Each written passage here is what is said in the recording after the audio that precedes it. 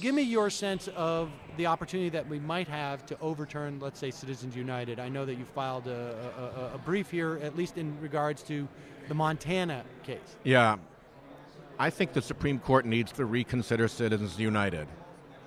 I don't think the judges who decided Citizens United, the 5 Republicans, want to reconsider Citizens United. They, I think, wanted to have the effect that they have had of opening unlimited corporate cash, which has helped the Republican Party in elections, including blowing out the recall movement in Wisconsin with 7-1, I'm told, spending advantages. I think that might literally be going up every day as more money is sort of discovered having been soaked into Wisconsin. So I don't think they want to overturn it, but I also think that these are people whose reputations are at stake here.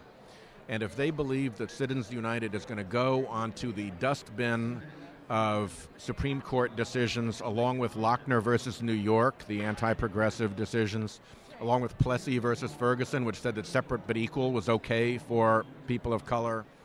It was Justice Harlan and Justice Holmes and their dissents in those cases that have stood the test of time and that we're proud of now, and the earlier decisions are frankly disgraceful. And I think that there's cause now for concern on their part that Citizens United is going to be such a disgraceful decision. And it's important to ramp up the pressure on that, to remind Americans how much they had to bend the rules of appellate decision-making to get to Citizens United, how badly wrong they were as a matter of the facts that they presumed to exist and that they presumed would exist. Well, the 2 big ones are that the super PACs would be independent of candidates. That's turned out to be complete hogwash. They have the same fundraisers, they have the same staff. The candidate goes and fundraises for the super PAC. The super PAC has no purpose other than that campaign. You had Santorum win the Minneapolis primary with no presence of him or his campaign, just his super PAC. So the notion of independence from the candidate has been completely demolished. The other is disclosure. Right. The Supreme Court decision was based on that you'd know and you could evaluate, this is those coal barons spending money. I'll take that into account in evaluating this negative commercial that I'm seeing. That hasn't happened either. Half of the money that's been spent through these super PACs has been anonymous, hidden, secret source cash. So they've just been so wrong in so many ways, and they're so off base with the American public that there's hope that their sense of reputation will bring at least some of them back, even if their partisan desires were satisfied by the decision that they made. So if I'm understanding what you're saying is that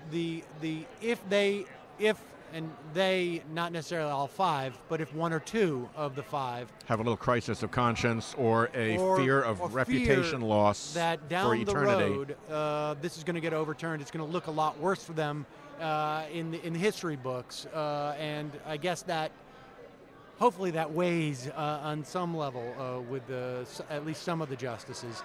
I think they're sensitive to their reputations, and I think it's pretty clear that at least the first draft of history, as being written by folks like Jeffrey Toobin, who I think is probably the single most significant chronicler of this era's Supreme Court, that first draft of history that's being written is not flattering to Justice Roberts and not flattering to his fellow Republican colleague judicial activists on that court. Right, and Justice Kennedy really staked a lot on that notion of disclosure, which of course was something that he presumed would happen but never did. And I imagine that they walked into a bit of a trap. First of all, Supreme Courts aren't supposed to make findings of fact at all. It's not part of the job of an appellate tribunal to do that.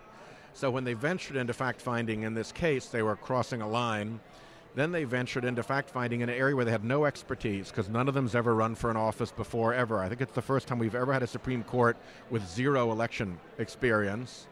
And then third, the findings of fact that they made have been just totally disproven, because they never had a record because of the weird way they asked the question in the Supreme Court.